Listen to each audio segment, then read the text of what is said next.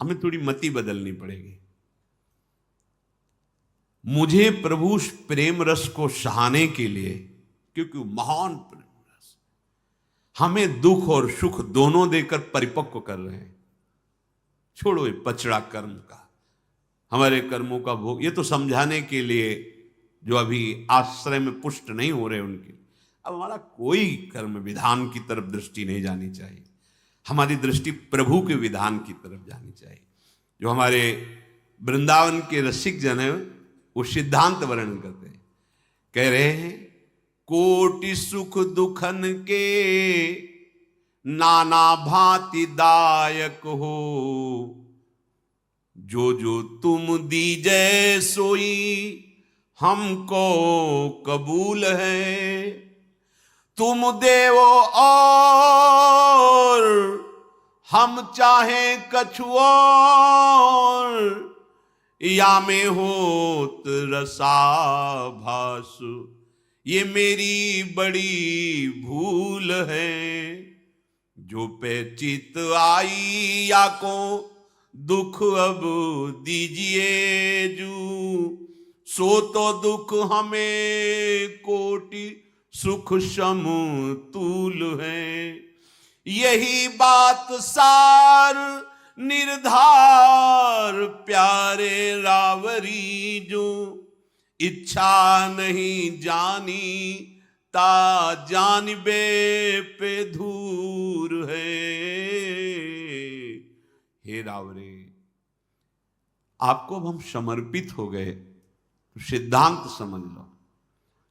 अब हमारे कोई संचित कर्म नहीं, कोई प्रारब्ध कर्म नहीं, कोई क्रियमाण नहीं, क्योंकि तन मन वाणी और स्वयं से मैं आपका शरणागत हूं। और आपका सिद्धांत है कि जो शरणागत हो गया उसका भार मैं वहन करता हूं।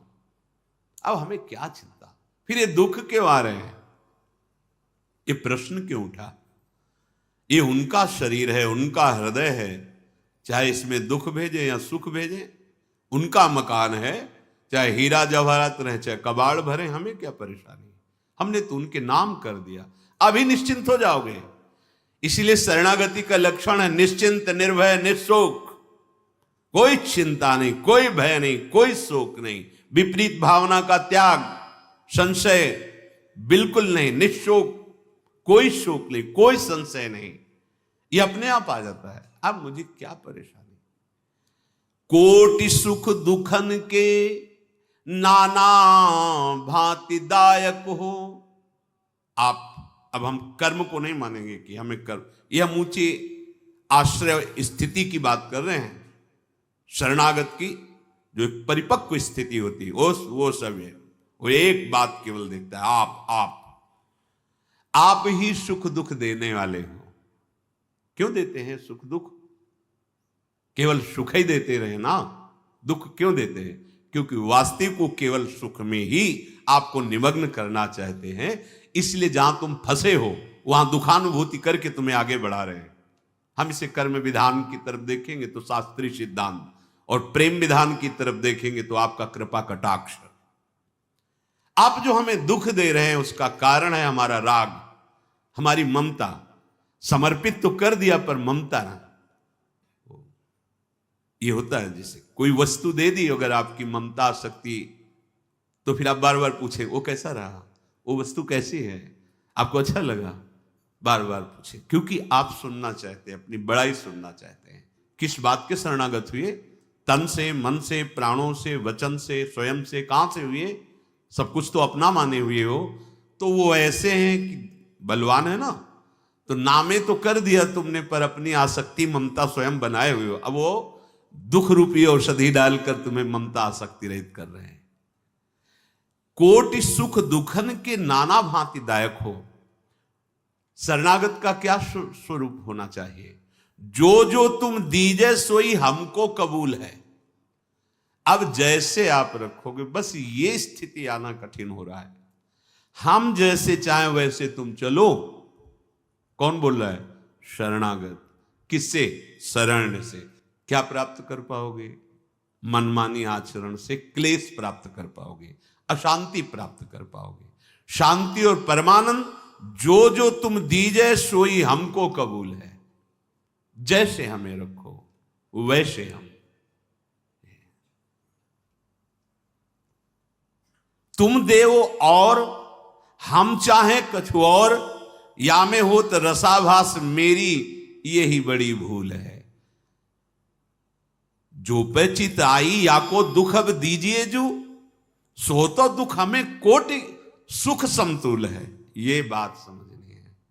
यदि आपको आ रहा है कि इसे विपत्ति और दुख में डाला जाए, तो हमें करोड़ों सुख के समान वो विपत्ति और दुख है, क्योंकि उसमें भगवदानंद की अनुभूति होगी।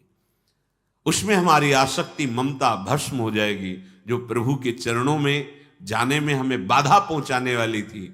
ये दुख, ये विपत्ति, ये अपमान हमारे हृदय में आग पैदा करके उस आसक्ति ममता को भस्म कर देंगे पक्का।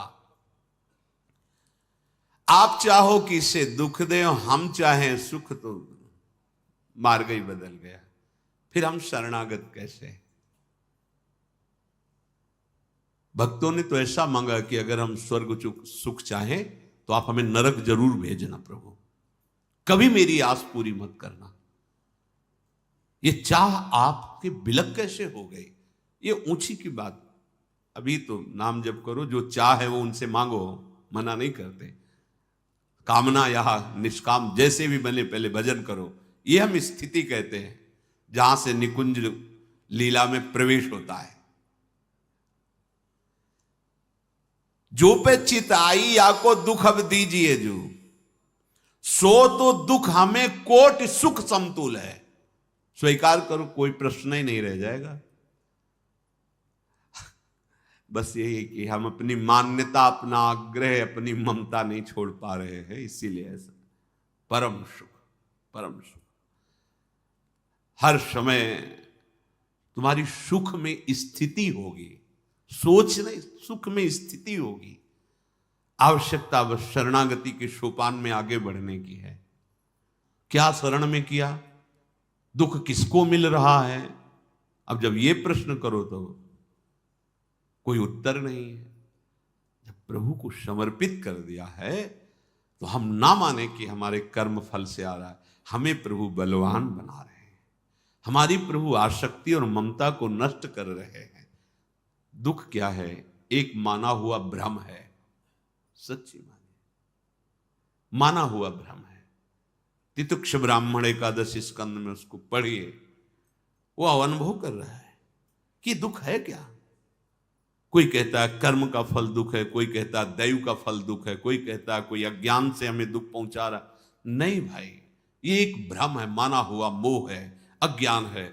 शुद्ध ज्ञान की स्थिति में आओ, कहीं कोई न दुख है न सुख है, परमानंद है, प्रसन्न आत्मा है, वो निरंतर महासुख में डूबा हुआ है। ये अध्यात्म है। ऐसी निचाई पर बैठे हो जहां आचरण ही पवित्र नहीं, तो बात ही कैसे समझ में आ जाएगी? कितना भारी समर्पण है कि जो अगर आपके चित्त में आ गया इसे दुख दे। क्यों दुख दे? क्योंकि वहां राग है तुम्हारा, जहां तुम्हें दुखानुभूति हो रही। राग ना हो तो दुख का अनुभव ही नहीं होगा। और अब हम छोड़ पा नहीं रहे, इसलिए प्रभु ने दुख रूपी औषधि दे के राग से मुक्त किया। कितने कृपालु हैं। अनंत जन्मों से राग रूपी रोग हमें बार बार क्लेश, शांति, दुख प्रदान कर रहा है। तो प्रभु जो दुख दे रहे हैं उससे वैराग्य उदय होगा, राग रहित होंगे। अंदर की बात समझ लीजिए, इसमें क्यों म्यों की जरूरत नहीं है। यही बात सार निर्धार महापुरुषों ने अनुभव करके यही निर्धार किया। यही सार बात है कि हे रावरे, हे युगल सरकार, यदि आपकी इच्छा नहीं जानी तो जानिबे पे धूर है। ता जानिबे, क्या जाना? जोई जोई प्यारो करे सोई मोहि भावे। यहां से प्रारंभ है रस समुद्र चतुरासी जी। अर्थात आपका प्रारंभ यहीं से है, हमारी उपासना का रसास्वादन। जोई जोई प्यारो करे सोई मोहि भावे। अब हमको अपनी परवाह नहीं रखनी। मेरे अंदर काम है, क्रोध है, लोभ है, मोह है, मद है, मत्सर है, पर पूरा मकान मालिक के नाम कर दिया। ये जो असद वृत्तियां हैं, ये बड़े बलवान, इनसे हम नहीं जीत पा रहे, तो बड़े बलवान के नामे कर दो। वो खाली करवा देंगे। बस सबसे बलवान प्रिया प्रीतम श्यामा श्याम के